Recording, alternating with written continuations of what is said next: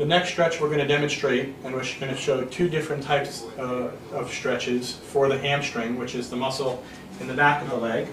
So we're going to demonstrate on Michelle's left leg, and what you need to do is just find a corner or a door jamb to do this in your home.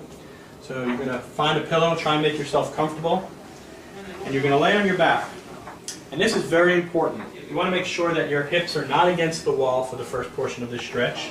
You want to make sure that the opposite leg is flat down. It should not be bent. Okay?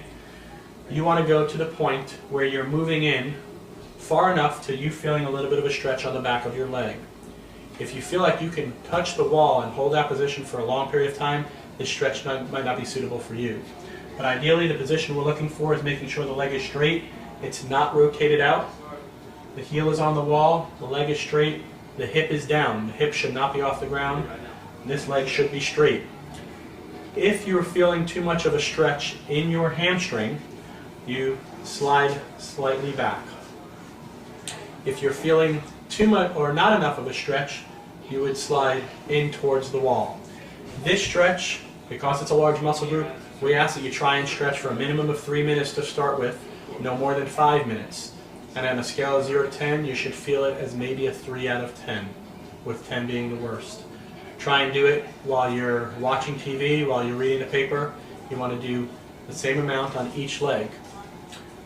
If you find that you're having back pain with this, the first thing we would suggest is to roll up a towel roll and put it in the small of your back. That might be one other option. The other thing is to keep this leg slightly bent and maybe put a towel roll underneath your knee. If you're still having pain, you should talk to your therapist, and there might be some other alternatives of doing this stretch. The second way of stretching your hamstrings is letting your leg bend and sliding your hips all the way against the wall to start with, so that your butt is up against the wall and the right leg is, or the other leg is flat on the floor. And then what we're going to have you do is slowly slide your heel up the wall until you feel a little bit of a stretch in your leg. You might feel the stretch at a little bit of a different spot than the first stretch. It's not important with this stretch for your leg to be straight. As a matter of fact, it will not be straight. You want to make sure your hip is down, the opposite leg is down, making sure your leg is not rotated out to the side. So this is the position that you're trying to do. If you feel like you're not getting enough of a stretch, you straighten your leg out more. If it's too much of a stretch, you let your leg bend.